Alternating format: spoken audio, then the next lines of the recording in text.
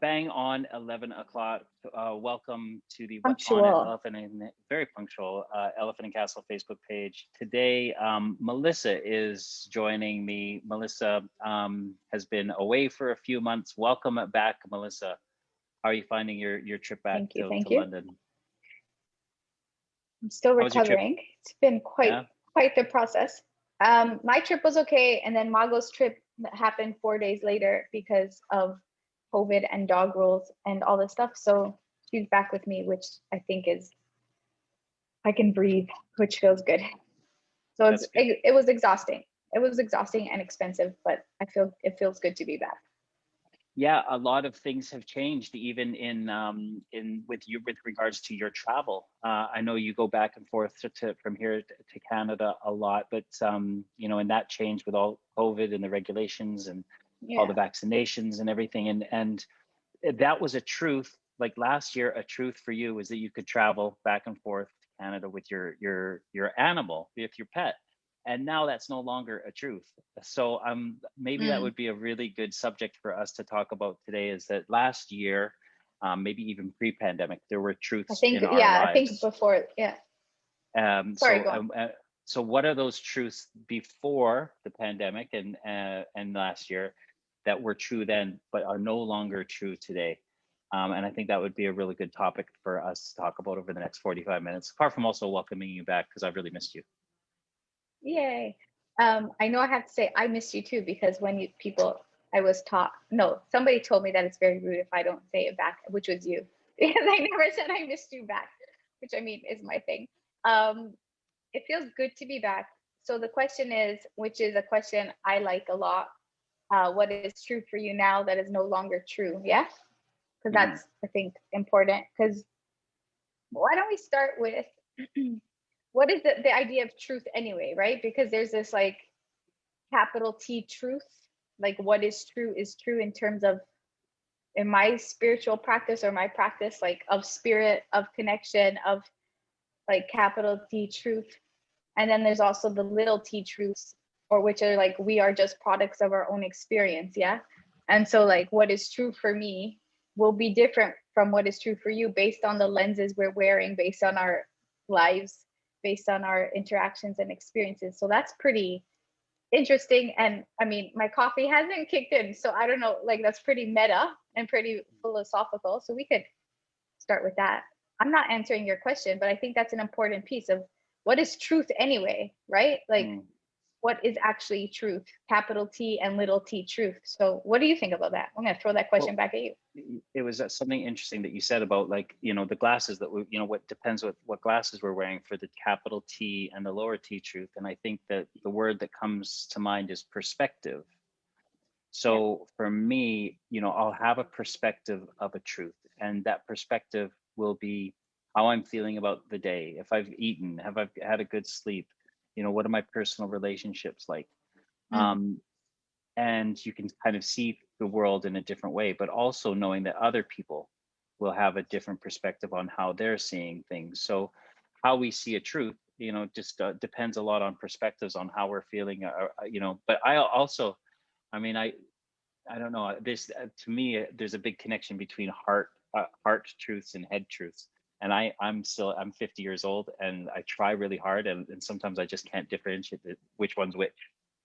Does that make sense? Also like, yeah, but I also think truths can be fear, right? And hard truths can be intuition, I think is the word I'm looking for. So that's also another piece to think about is what is our brain going into survival and fear and protection mode, because our brain will rationalize and make logic and reason out of things that our heart might feel differently about. So that's also an interesting layer too of the perspective, the lens, the kind of experience we're coming at is what is our ego protection mode and what is our like, I don't know, I want to say the word spirit today, but what is our heart or spirit or deeper like knowing mode of like, if fear wasn't present, if fear wasn't an option, if fear was off the table, what would our lives look like? What would we actually be doing? How would we be living? What would be the full expression of ourselves? Yeah, like that's the thing. So I think when you say brain truth, I don't even know if that's a real thing. I think there's truth, right? Like there's our brains, our the physiological development, our ways of being, our processing, like the different chemicals and hormones, all true, 100%. So I don't know if that's what you're referring to, other than, but what I heard from you is like the rationalizing our way out of things or our way to things instead of letting ourselves fully feel what feels right. Right? Is that clear? What I'm, yeah. Yeah, and you mentioned the word fear, and that's something that I'd like to kind of delve in more. I know we talk about fear a lot Mm. in this in the work that you do, but I funny. I was listening to a podcast the other day with Jocko Willick in it, and he's an ex-Navy SEAL, and he's not scared of anything, but yeah, he talks about, of course, being in war is scary. So he does talk about fear, and I'm just trying to think about, just as you talk about, as you mentioned, fear. Let's talk about fear. Let's talk about healthy fear. Let's talk about unhealthy fear. Let's talk about, without fear, you know, how are we propelled? Can we live in a world where fear is not present, or do we need it to be able to flourish and to learn? Yeah, I think, well, the same with truth, which we kind of need to circle back to. The same is with fear. Like there's little f fear and there's capital F fear. And I think the little f fear might be like the natural way to protect ourselves and to survive, right? Going forward, of like, maybe fear is not the right word, but it's more like protection mode of like self-preservation and Mm-hmm. taking care of us and our tribes and our people. And we have to be alert, for lack of a better word, right? We have to be aware of the things around us that might be a threat to our health and safety and well-being. Cool. The big fear, the capital F fear, is the thing that gets in the way of us being fully in our truth. Oh, that sounds so like I don't want to say your word of hippy dippy, but that's the thing of it. The fear is like, well, from my perspective, how I was taught 20 years ago is like there's love and there's fear. Those are your two choices in life, right? And they will be able to, they will be the foundation of the choices you make. And fear can often look a lot or feel a lot like intuition, right? Because we're so good at this taking over, that fear is gonna be like, no, I know, I have a feeling. I could tell, but it's just our fear keeping us limited, keeping us caged, keeping us also safe sometimes. Fair, totally fair. So there is this kind of like fear also is layered, and fear is, well, I ask this a lot, and especially the group sessions. I was like, what are we actually afraid of? Really? What are we afraid of? So we say fear, we're talking about fear. I gave some bullshit example of fear, but what am I actually afraid of? What are you actually afraid of? And I think that's a really interesting question, because are we afraid of our own power? Are we afraid of disappointing people? Are we afraid of not meeting our own expectations? Are we afraid of failing? Are we afraid of success? Are we afraid of loving? Are we afraid of being loved? Like, what are we actually afraid of? So I think when we even ask ourselves that question, we're all like almost like a deer in the headlights, like, oh, I don't know, but I know that I'm supposed to be afraid, right? So that's also an interesting piece. Does that make Mm-hmm. sense? Yeah, it does. And I work a lot around fear, and I think for me, fear for so many years it was my chief activator in everything. And So what were you know, you actually afraid of? this Like, is give one example. I think a big fear of mine was the fear of being alone. You know, Okay. Okay. so a big fear of being alone would be, is say in a relationship, a Mm, romantic relationship, like growing old and dying alone, or not being a mm, father. And so, and the only tools that I knew how to deal with that fear was how to protect myself, and they would be around manipulating myself, manipulating other people, and lying and pretending to be someone better than I actually was. right. Just putting on a facade or a front, and never actually letting anyone know, Mm, or into here. And slowly over time, when I've started to realize that fear was like was it really present? Because at the time, maybe I actually was in a relationship, or I had a lot of people around me who cared for me. So it wasn't a real fear. It was more of fear of the future. And then, somebody says like, what is the future? The future doesn't exist. And neither does the past. It's about living in the present. And they said, are you scared right now? And I was like, well, no, I'm okay right now. Yeah. So they, so really, really was, and starting to understand that I was fearing the future, and that kept me from being able to be present in the moment and in the now. Yeah. Yeah. So that fear So of being we're alone. afraid Yeah. of things that haven't happened yet. Yeah. And I don't you find that most people are? Yeah.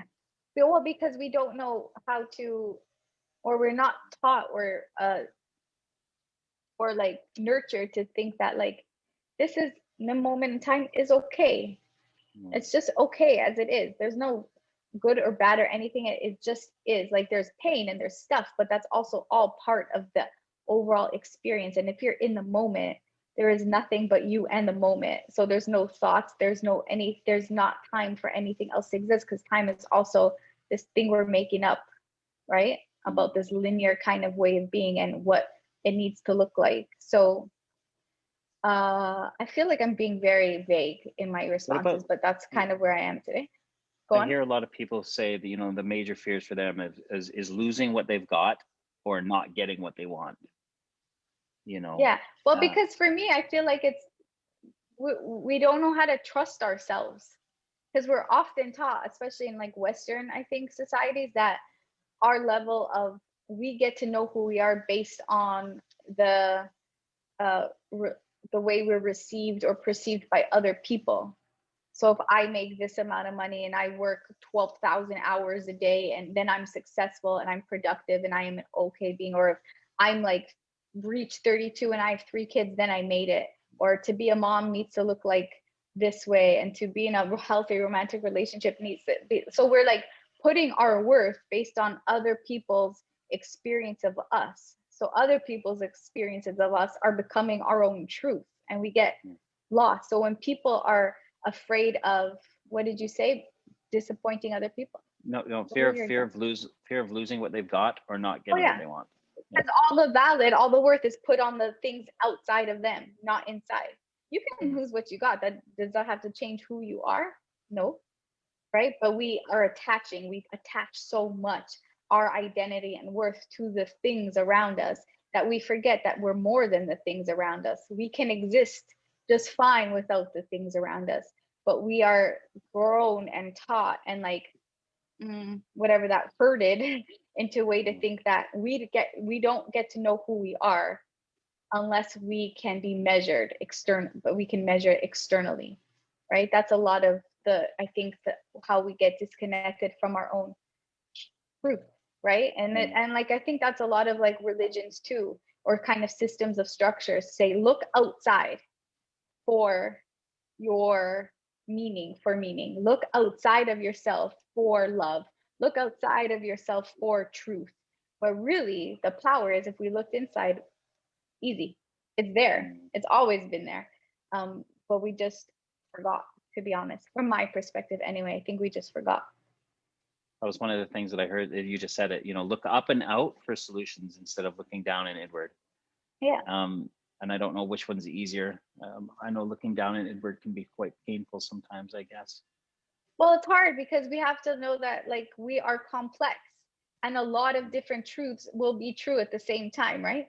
Like a lot of things. I can be a strong woman and I can also cry for 3 hours on the floor in a fetal position, right? I can be smart and savvy and then I could also not know how to make a bowl of pasta that tastes good, right? Like, I mean, these are extreme examples, but these are the truths of it. Like two things can be true at the same time. And I think we also have been in a world where it's like, no, we need to know one thing at one time because there's security in that. And so when we look inward, we realize, I'm actually quite complex. I'm actually all of these things happening all at the same time, and I can love all those things, except we don't have the language or skills or resources to be able to really do that and honor that. So I think that's a really important piece too. Looking inward is like game changing in terms of I don't need anything outside of my own beauty. And if I'm come from that place and that radiates out, then the whole world changes. Then my job doesn't exist, which I hope happens one day. then it's like we can tap into our own potential and power, right? But that's scary and that's a lot of work. And also there's not a lot of money in that for a lot of like institutions and organizations, because how do they sell us the makeup and the Gucci bags? And I was like, somebody just told me that you could rent some sort, it wasn't Gucci, it was some other high name. You can rent a bag to take a picture for on Instagram. Like you could pay money to rent a bag for a photo, like a snap of a picture to put on Instagram so people can think you have this bag that's like 4,000 pounds. It's not like, am I being extreme right now? That's like a bit problematic for so many different reasons. Yeah, Birkin bags probably they're 4,000 or 5,000 pound bags. Yeah, it wasn't Birkin, it was something else. Anyway, it was a lot. Yeah. But it's bananas. It is funny. I was walking my evening stroll, and it was during lockdown. Funny enough, I was walking through my evening stroll, and I live in Soho, so it's not far from Old Bond Street, and the amount of people who come into town while the shops are closed to take pictures outside of, I won't name the shops, but very, very expensive shops. It was really funny, and they were all young, Instagrammy type influencer people. And it was weird. What makes it so important to come into town to take a picture next to a name brand, where the shop is actually shut? You can't actually say I was in there buying anything, Like this is the question also, like, who are you doing it for? Mm-hmm. Why are you doing it? Like, why? Like, what's happening for you that feels validation, or here I go. Because I think at the end of the day, what we all are doing is looking for love, right? Like really, we're looking for connection. Call it love, call it whatever you want. We are looking for some sort of, hi, I see you, and you are okay. And so that need, that drive, that I think is quite primal, and what I would say innate in us, to connect, to feel like we don't have to do this alone. We need not do this alone. So we're all on this path of looking for love, and we get really lost in it. Like your Nick, your story of your relationship with alcohol, your relationship with women, your relationship with your family. We can like peel it back, and what you were doing was actually just looking for a way to be loved. Say, love me, love me, love me, love me. And you took all these different avenues to get there. Okay, so we're all doing that. So like renting a bag for 50 pounds, let's say, I don't know how much, I can't remember. It's ridiculous. To take a picture to put on Instagram is to say like, look, I'm doing life okay. You will love me, right? I'll be okay, right? You get it, right? Like we're all looking for this validation. It's just coming in from different, really, I think, complicated ways. Yeah, you say looking for love, and for me, another thing that I was looking for is connection, right? Whether it was love or connection, it was, and sometimes it was a connection to not even other humans. It was just a connection to the universe or yourself. Myself, and that's what it was. And that's what I found in a drink was that, I would take a sip of alcohol and I could breathe. I'd be like, oh, I get it now, rather than being all wrapped up in all of these fears and stuff. It just enabled you to feel connected. And I suppose it's funny because this goes off of what conversation that we had the other night about consciousness, and kind of connecting to things outside of myself and knowing that I can be a part of something and not just the center of the whole universe. Yeah, I think when we forget or we're feel disconnected, or we are taught or we learn that we are not enough, right? Whether it's like your parent who ignores you when you're 3 because their own life is kind of unraveling and they can't give you attention, and it becomes your responsibility to take care of yourself, and you feel rejected by your parent, and you're like, well, I'm not enough, or my parent couldn't do this for me, or my lover can't do this for me. Then you take it on as a lack of. And so you find different ways that you can fill in the hole that's been dug out of you by some other experience or interaction, right? And that's that's what happens, is we find our ways of how to fill the hole inside of us. And sometimes it looks really, it gets hard and dark and unhealthy and scary. And sometimes it kills us, right? Sometimes we don't make it through. But what we're doing is trying to feel full, because we do need other people in our, like, we are relational beings. We do need to be part of something. We do need to feel, we do need to be witnessed, to be seen, to be loved fully, not just conditionally or transactionally. To be seen. I see you. There's parts of you that you don't like about yourself, but I get to love them. How do I get you to love them too? Is part of the reason too. But that's the idea. We feel broken, and then we look for ways to how to fix the break. And sometimes it needs to remember that maybe we're not broken. Can you Maybe get we just someone? Say that again? Can you get someone to love the bits in themselves that they don't love, but you love? It takes a lot of time and practice, but this is what I think, love is transformative, and I think love can do the things that and just to go back to point, it's not from here, right? Because we can make sense of, yes, love yourself. If we don't feel it, then it just becomes nothing. But I think by slowly, what's the word? Or I don't know what I'm trying to say. I think by being able to be present in the stickiness and hardness and the stuff that comes up from us for us in loving or needing to be loved or wanting to be loved, and figuring out why, allows us a little softness into maybe taking the journey a little longer, into the discovery, like, this is really hard, I don't know how to do it. Already that changes the course a little bit. Say, like, this sucks and I'm so annoyed that I have to do this, but here we go. So I think it starts, yes, it's possible. I think it's not easy sometimes, and it's really hard and painful, but it's possible. I'm living proof of it, right? There's people in my life that are living proof of it. I still work on it actively every day. I still like resist it when it comes in different forms. It's hard, but it's possible. I mean, this is the work we do.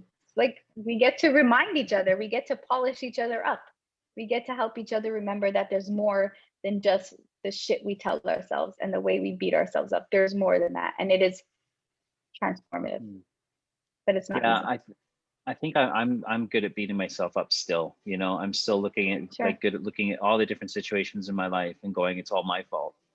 And one of the it's funny because one of the truths I was thinking, one of the truths last year for me was around self-care, and it was like, wow, it was like a self-esteem, self-love, self-respect, and I felt very much on a plateau of comfortableness in having some self-esteem towards myself. I was actually physically on the outside. I was having a holistic approach to my life. And it's funny how it's exactly a year, and I'm almost at an opposite of that now. So I was, you know, where everything now on the outside, I'm comfort eating again. I'm not using, my relationship with food isn't healthy. Um, but yet life circumstances are, you know, we're now no longer restricted in our movements, and we can walk around freely without masks, and we're not kind of kept into that fear. Whereas last year, a truth for me was that I kind of liked it. Mm. I kind of liked having my movements limited so that I could just kind of focus on so many different, just a few little things. Whereas now it seems like the spectrum of things that I can focus on is all over the place. And my own ability to be able to pick certain things is kind of, I'm struggling with that. So it's funny Is that, that, you know, in a sorry? truth of like in a lockdown, I was actually functioning better than I am in Well, with is everything. that because your personality is one that like needs more structure and like 1, 2, 3 kind of thing, where you need to be told what to do and how to do it? I mean, is that because it's just aligned more with your, like, the more options for you are actually scarier? Yeah, maybe it is, you know, and I think I was like that as an athlete. I think I'd like a coach just telling me to just, Nick, you're really good at that. Go do it. And I would fire up inside of me. And I worked off of that praise, and I worked well off of that. Just go and do that one thing really, really well. And then I suppose not having that, you know, um, that coach kind of influence in your life. And it's funny, last year I had a personal trainer, you know, Hmm. I had a personal trainer saying, let's get this done, let's get this done. And now I don't. And I'm kind of left to, I think I told you the other day, I went into the gym. I joined a gym Yeah. locally. I went into the gym and I stood in the middle of the gym and I've been in a gym since I was 16 years old, Mel. And I turned, I looked all the way around and I walked straight out. I didn't know what to do. I didn't know where Hmm. to start. It was really Yeah. bizarre. Yeah. Is it big, like, is there part of you that doesn't trust yourself to be able to make the right choice? Like, really, I know that's a big question, and like you're saying it in this platform, but what does it come down to of why you need to be told the one thing at the one time? Is it to do with, on some level, you don't know how to trust yourself because you haven't ever actually done anything where you felt okay with your choices? Um, hmm. I suppose, you know, on that side of looking after my body, I think probably yes, because yeah, I think it's because I think it's a long road, you know, and it's not like What's a I'm long looking road? the road to like losing weight and Okay. getting your body in a certain way, and I understand that, and I don't think it's something that I'm going there. I want everything right now. I know that there's a start, and by walking into that gym was a start. But picking up a weight would be a better start. So there's something in there that's blocking me from picking up that weight, and I don't know if it's trust. I don't know if it's just a saggy feeling, you know, just a kind of a melancholy feeling. What happens if you start taking care of yourself? Oh, everything just is so much better in my life, No, you so know. okay, like what? Like what happens when Nick Oh, goes to the gym? At first, yeah, go start. Let's start there. yeah, I just feel better.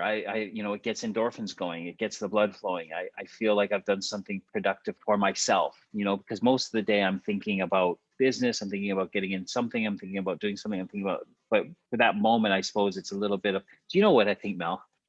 No, this is getting into another therapy session, but I think I've been over the last 5 years been so in tuned in helping other people, especially my recovery community. There we go. And I feel such value towards helping other people that I've kind of like, if I'm not helping other people, I'm not helping myself. And yeah, so I don't know how that is kind of manifesting itself into me not being able to look after myself. Maybe I think it's selfish in some ways that I It's should be. selfish for you to take care of yourself. Yeah, maybe. Does that make sense? Is that even a What are thing? you afraid of? What are you afraid of if you start taking care of yourself? What happens if Nick takes care of himself?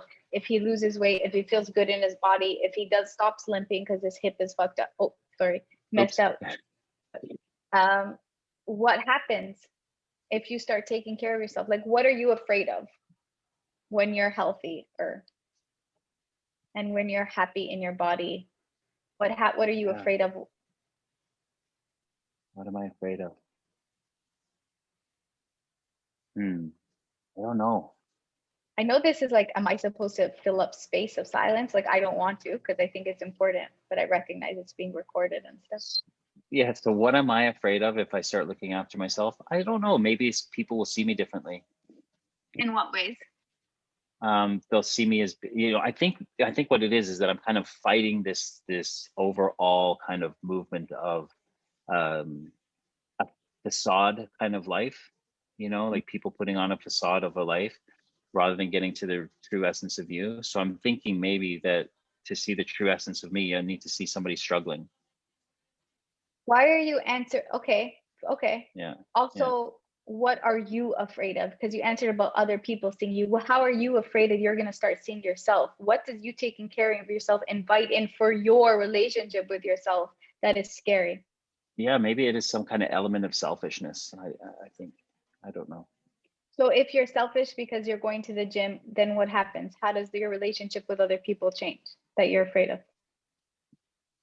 Uh, yeah, maybe they just don't. They're going to look at me in a different light. You know that I'm not as selfless as I try to pretend or try to be. So in order for people to see you as selfless, you need to be harming yourself. because Maybe. you're Yeah. putting yourself on the back burner. You see how messed up that is, Yeah. right? Because then Yeah. you're just suffering. So you're in this very like limited framework of suffering means love.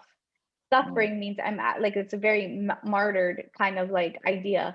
Like I can't be fully me and love fully and have people love me, because that's not real love for myself or for other people. I need to suffer because people need to feel sorry for me, or people need to see me on a pedestal of, oh, life is hard and I'm a trooper and I'm courageous. It's bullshit, and it's not fair for other people, because then they also don't get to know you fully. And no, anybody who loves you doesn't want you to suffer. Like, do we want any of our people to suffer? No. So why are you suffering? What is the comfort in suffering for you? What are you comfortable with? Why you've chosen to let yourself suffer? Mm. What does it allow for you? You know, it does allow for me, it does allow some hope, because I know that there's a starting point and I know that I've been there before. So I think it is kind of just like this, I don't want to say the calm before the storm, but it is an acknowledgement of a place of growth and change. So I suppose that's a positive way to look at it, is that I know that there is a way through this. And maybe But I'm, that is also not you living in the moment, because you yeah. having hope is also a way for you to keep yourself from not actually taking action. And there's comfort in living in the but this, but this, but this, and there's always this, right? This is like a very nuanced kind of way, but there, by being hopeful also means we don't get to live fully in the can also mean we don't get to live fully in the present. So you get to prolong your own journey in your self-care, because you're like, oh, there's always tomorrow. Oh, there's always tomorrow. So that dialogue, that narrative keeps happening, because then you keep reinforcing your own like narrative around suffering and being able to help other people. Because, oh, tomorrow, you're not living present in the moment, and you're making yourself suffer for something else that is not, it need not be, which is like, people will love me more if I suffer, which is not true, which is not love, right? It's actually more disingenuous, because you're not able to be fully, you're not fully you and healthy. And people are loving a version of you that is not you. So that's also not fair for them. No, That's not that's fair not a for truth. people in your life, because who are they loving? They're loving the version of you that thinks is only lovable. They're not loving the Nick that is present. They're loving the Nick, the 8-year-old Nick that is still needing validation from lots of people. Mhm. And they get to love that, but they also get to love you, 50-year-old you. Yeah. Yeah. So that's a truth today that's changed in my life. What's a truth for you from Okay, last you're year just that's like, you're changed? like, I'm not doing this. I'm not going deeper, because I need to go. We can go a lot deeper. We're just scratching the surface, but I'll leave that for now. Yeah. What's a truth for me that is no longer, I don't know, a lot, I guess, but also not. I think, how do I answer this? I think there's this thing of, I'm understanding a lot how I love, I think, and what love looks like for me and what I thought it needed to look like. Also, maybe similar to you, is like this idea of like, I needed to be this, sit in this certain package in order for me to reinforce my notions of love that was actually more harmful for me, because it was actually keeping me more distant Mm-hmm. than it was making me feel present. It's easy for me to it to wow, maybe for me, like the last months and years have been like, I've been really been invited in to, by the universe, gods, whatever you want to call it, to really start walking my walk of like what I think is true and what are my values are. Because it is easy, especially with a pandemic, to just talk a good game, which I can do. And I also have walked the walk, but it feels like it got way deeper in terms of how I have to walk the walk, which is like really being present with the ways I've protected myself and thought it was protection, but it was really enforcing narratives around, you're never gonna get love fully, so you better just keep protecting yourself, and you'll be alone because you never like, or you're not meant to have this kind of life fully. So really, like, the ways I thought I was this is my role in life is really not my role in life. It's really like me being afraid I could get the things, um, in terms of inviting and calling in the people, the work, the loves, rather than oh, what So am I saying? I got lost. think back to a year ago, and think back to, I think, what month A are we in? year ago. What are I was just You gonna say I was in Toronto. I was back in you were in Canada a year Toronto, ago. yeah. And there was something. So what did love look like for you back then? It looked like love looked like no, like I'm trying to think. I can remember myself sitting in my parents' backyard a year ago. I think love looked like more of an idea that was unattainable, that was not for me. Like for me, love is also a state of being, and everything is actually projection of love. So maybe I'm talking about romantic love. But if I'm talking about like love in general, I know it's a state of being love. But it also love felt like far away. It felt like almost unattainable, or the state of being love felt like something that was bullshit, because the world didn't know how to do anything with that. And it felt like there was so much fear and legitimately and pain and grief that love felt like um, a really like arbitrary, non-attainable kind of thing. It was a state, but I felt like I was making it up. That I was the only one that was trying to do something different around this love. So now, though, I guess a year later, I recognize I'm not being very clear, because this is a very hard question to answer. And I know that it's my question I often ask myself, and I don't know. Um, love looks like, I think right now, love looks like more that breadth of being fully present, and really like the full scope, the full spectrum of all of the things, how to love all of the things. So, how to love the parts of me that I told myself weren't lovable, as much as I love the parts of me that make me a very like kind person, a very like knowledgeable person, a very skilled person in certain areas. So that's what love looks like now, all encompassing.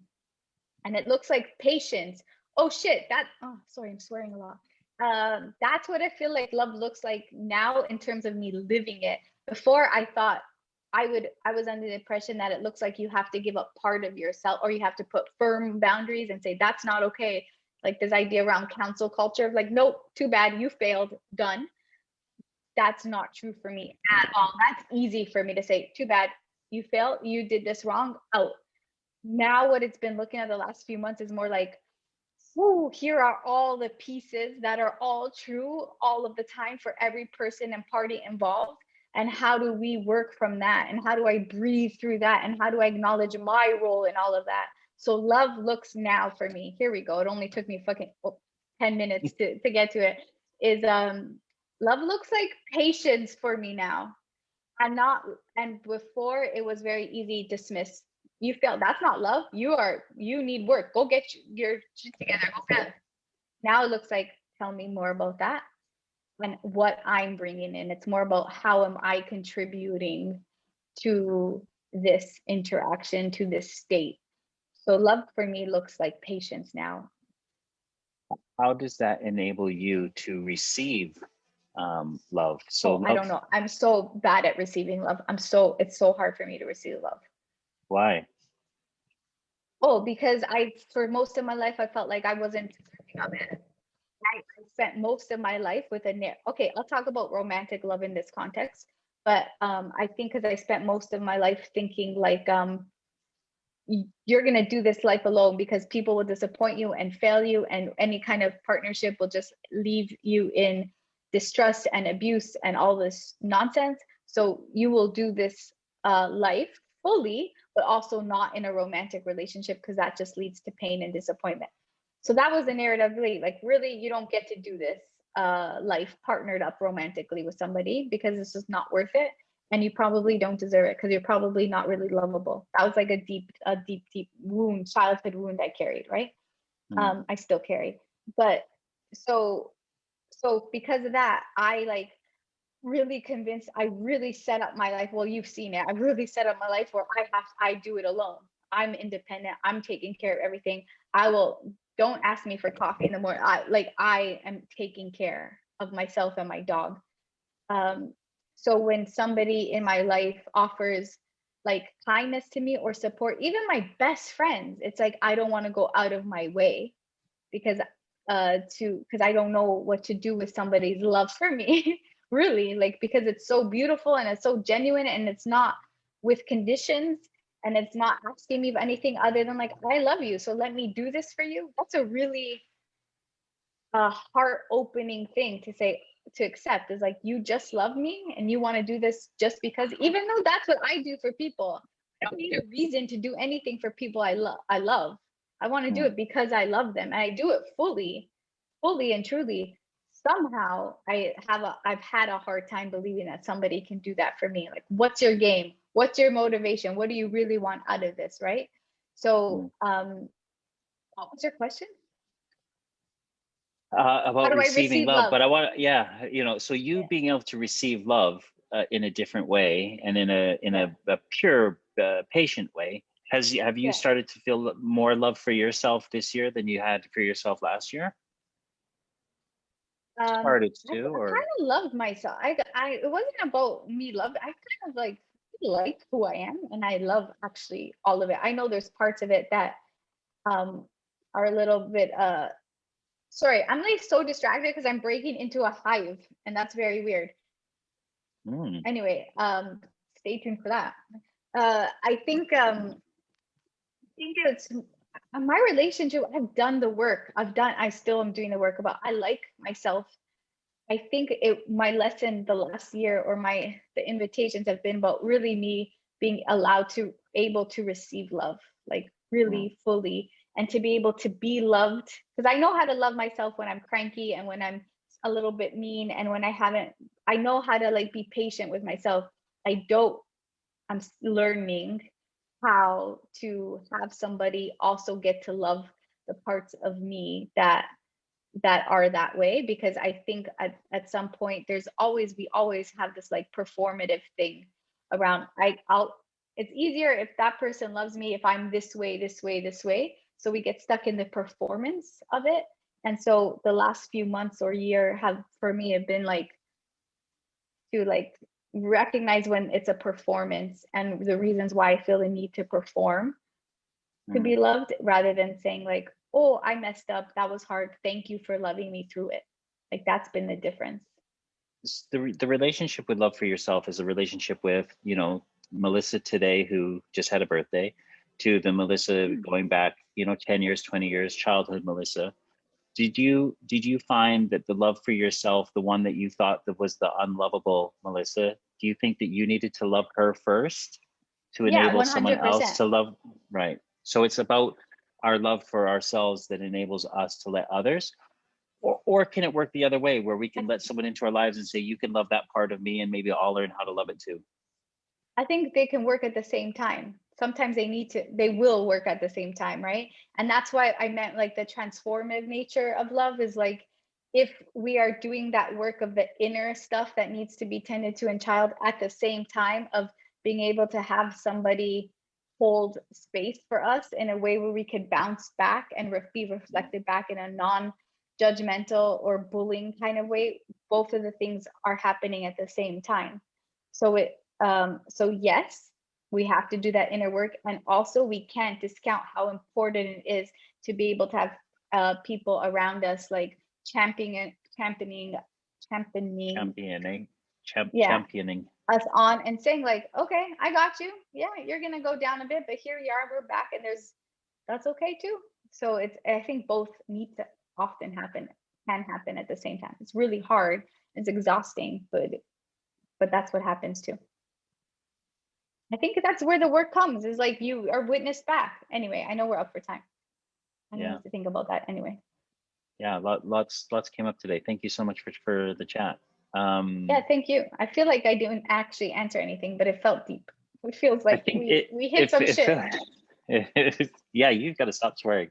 Oh my gosh, I'm You don't have sorry. to, but no, thank you, Mel. And yeah, I, there's just a lot of that's the thing, is like, I think be curious and challenge our thoughts and our processes, and understand that love is just like you say, love is patient, and we just need to learn to be patient with ourselves. And